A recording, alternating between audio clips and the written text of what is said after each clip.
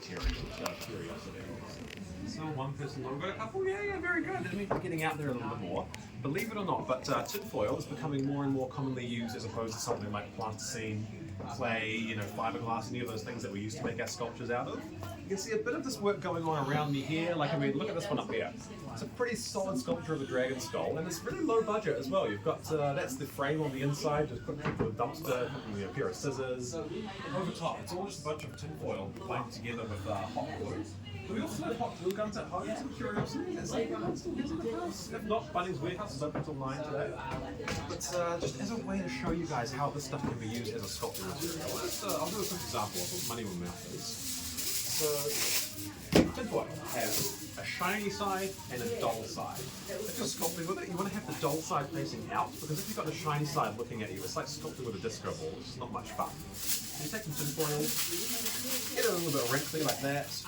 You can stop there and take it down to your local art gallery and put it up on the wall, and they'd give you $1 million for that. But if you want to sculpt with it, what you want to do, fold it over a little bit, and then maybe sort of make a bit of a calorie-free kebab or something like that. You want to keep a bit of air on the inside. You don't want to crush it right down into a rock, because then you can't sculpt with it. But if you just keep it so there's a pocket of air, like there's an egg or something fragile on the inside there, you can now use this the same way that you would use clay or even Play-Doh. You ever been playing with Play-Doh when you were kids? It's like this is reawakening those skills inside you. And so I am by no means a sculptor, but if you just bear with me, I'll twist that one around. Yeah, okay, this is going to work. A bit of neck going up there, tilt that back over pretty quickly. Like, I mean, that took me no time at all. I just made the general shape of a very disproportionate bird of some kind, like a swan.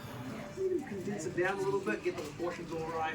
If you want to add more to it though, you think of clay or even with Play-Doh, you just grab a bit more and you whack it on, and sort of like squish it all together.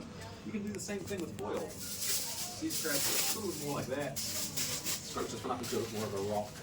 Then that's where the hot glue gun comes into play. Just a little bit of hot glue, you don't need too much. And because the aluminium foil is typically metal, it's a really efficient conductor of heat.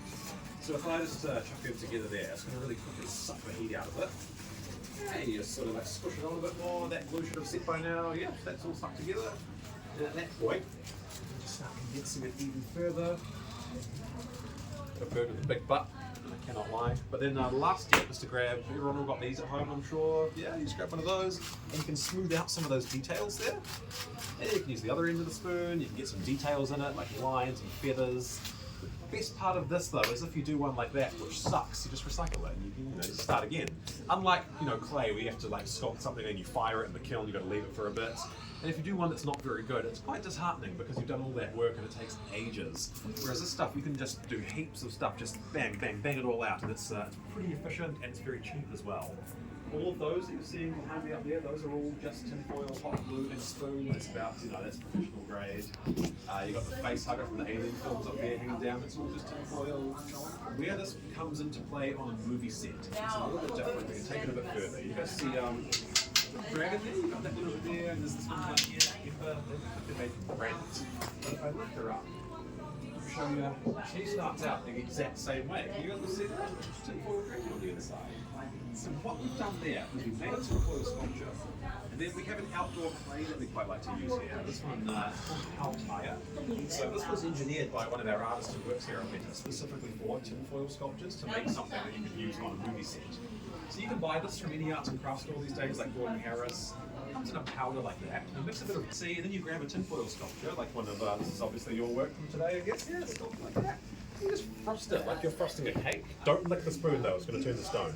But after a few hours, you can get a bit of detail. If you grab a spoon, and on this one, use the end of the spoon to carve some details into the clay while it's still setting. After a week or two, this is going to set all by itself. You don't have to put it in a kiln, you don't have to fire it or anything. It's just going to set all by itself. You can do this on your kitchen table if you like.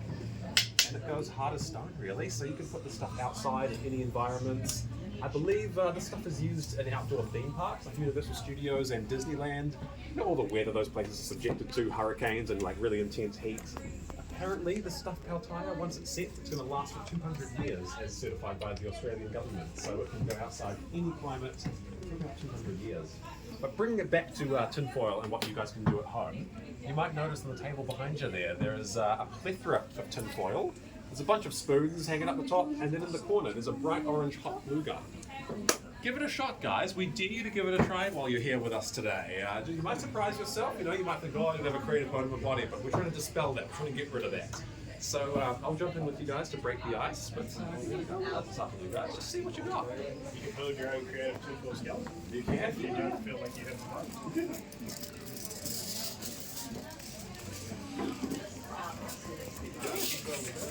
Oh, I'm just not Thank you.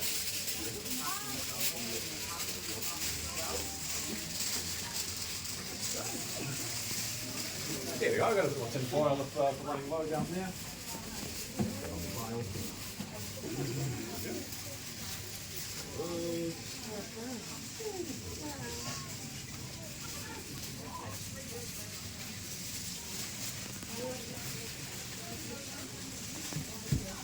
Now, who mentioned earlier that horror was their favourite genre? It was you, was it? Yeah.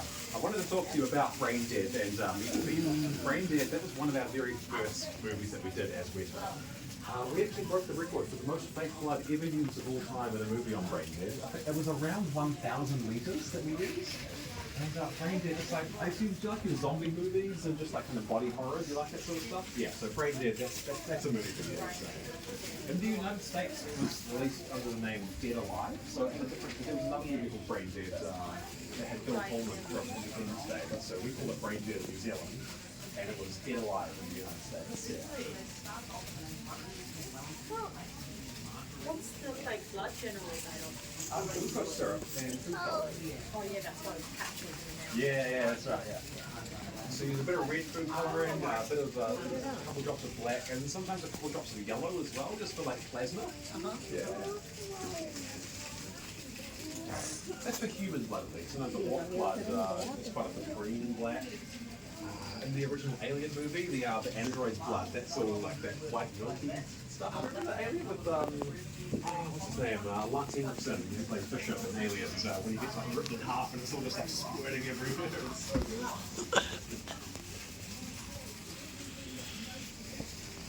What's everyone got coming together? Have I seen, what have you got coming out there? Is it It's going to be a part. Yeah, I was going to say, I thought I could see the arches at the top. Yeah, very nice. How did you start it? Two pieces of tinfoil stuck them together and then went, let's have a creative No, shape. I mean in general, I don't think that is that like school, university to learn that, or is that I'm everything a self-taught? digitally taught sculptor, but I'm a Okay. self-taught physical sculptor. Okay.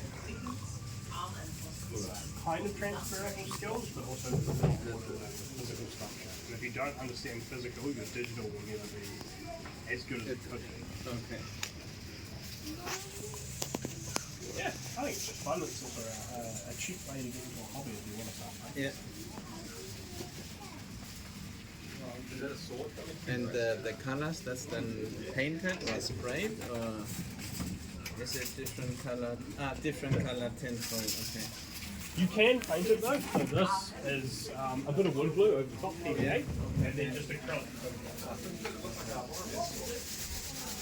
And also you can colour this stuff as well.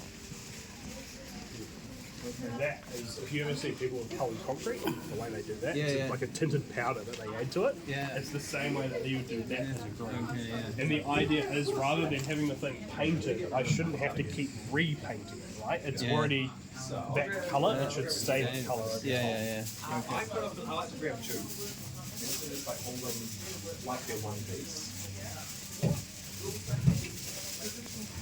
Sure. Nice, grab something as well. Hold them one piece. So you've got that one all scrunched up nicely. So just go a little bit.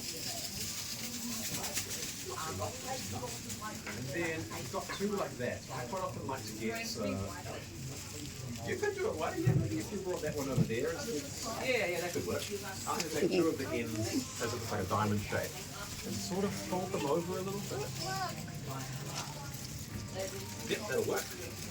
And then what you want to do is kind of turn it into, that's why I mentioned before, the calorie-free kebab. So you sort of like got or even like a bouquet of flowers, something like that. And then just condense the other end down as well. But you don't want to crush all the air out of the middle. You want to make sure there's a nice little pocket of air going on the inside. You can smooth out both the edges. So it looks a bit like the matrix of leadership from Transforming the Revenge of the Horde. Just like that.